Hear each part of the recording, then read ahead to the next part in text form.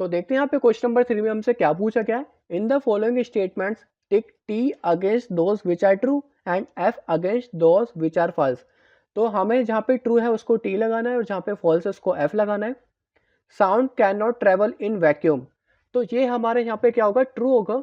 क्यों होगा? क्योंकि वैक्यूम में यहाँ पे कोई भी मॉलिक्यूल्स नहीं होते, कोई भी पार्टिकल्स नहीं होते जो कि साउंड की वेव को एक जगह से दूसरी जगह ले जा सके, तो यहाँ पे साउंड ट्रेवल नहीं करेगा।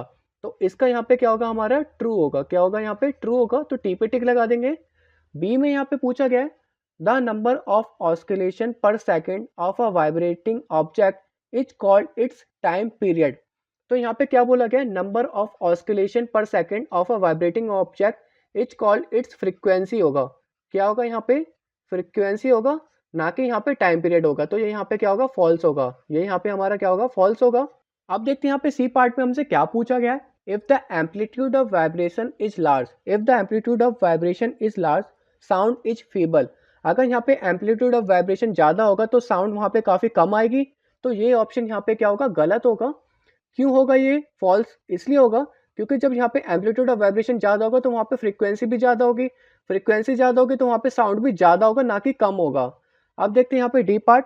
For human ears the audible range is 20 hertz to 20,000 hertz. तो ये इसने बिल्कुल सही बताया है।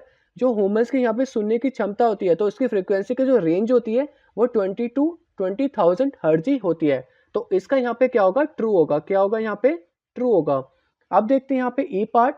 The lower the frequency of vibration the higher is the pitch.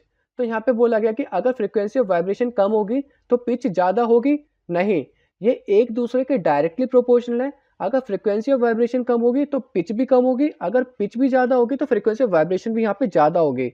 तो ये यहाँ पे क्या होगा? फॉल्स होगा, क्योंकि यहाँ पे दोनों को अपोजिट दिखा रखा है। ये यहाँ पे क्या होगा? फॉल्स होगा। अब देखते हैं यहाँ पे एफ पार्ट। अनवांटेड और unpleasant sound is termed as music. Unpleasant और अनवांटेड मतलब ये तो हमारा नॉइज में आएगा, ना कि म्यूजिक में आएगा। तो ये भी हमारे यहाँ पे क्या होगा? फॉल्स होगा। जो हमें सुनने में तकलीफ होगी वो म्यूजिक कैसे हो सकता है? वो यहाँ पे क्या होगा? हमारा नॉइज होगा। तो इसका यहाँ पे क्या होगा? ये भी हमारा क्या होगा? यहाँ पे फॉल्स होगा। अब देखते हैं यहाँ पे लास्ट पार्ट। नॉइज पॉल्यूशन में कॉज पार्शियल हियरिंग इम्पेयरमेंट। तो नॉइज पॉल्यूशन से यहाँ पे क्या हो सकता है? हमें टेम्पररी डिफरेंस हो सकती है, मतलब हमें आवाज़ जो है काफ़ी कम सुनाई देगी। तो इसका मतलब ये यहाँ पे सही बोल रहा है। अगर हम यहाँ पे लगातार कोई लाउड म्यूजिक सुनते हैं तो हमारे यहाँ पे कान खराब हो सकता है, और यहाँ पे इसका सही जवाब होगा ट्रू। ठीक है, होप आपको यहाँ पे सारे ट्रू फॉल्स समझ में आ गए होंगे। अब देखते हैं यहाँ पे नेक्स्ट क्वेश्चन।